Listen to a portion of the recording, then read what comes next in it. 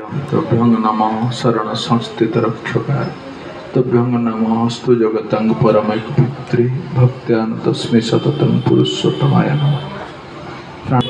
सत्संगर कथा ठाकुर दिव्य लीलार कथा बहुत कथा शुणिले आम सब अनेक शुणिले अनेक उणा अधिक किछि किछि जानिले पकेट रे मध्य किछि अच्छी कथा ताकू मध्य काली जानिबे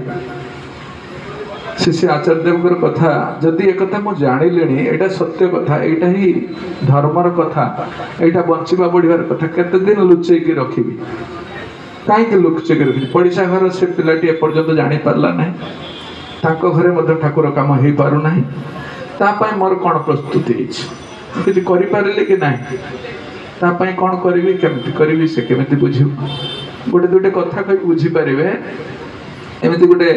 हॉस्टेल रे मते पिला माने डाकिले भुवनेश्वर सर आज आपण गोटे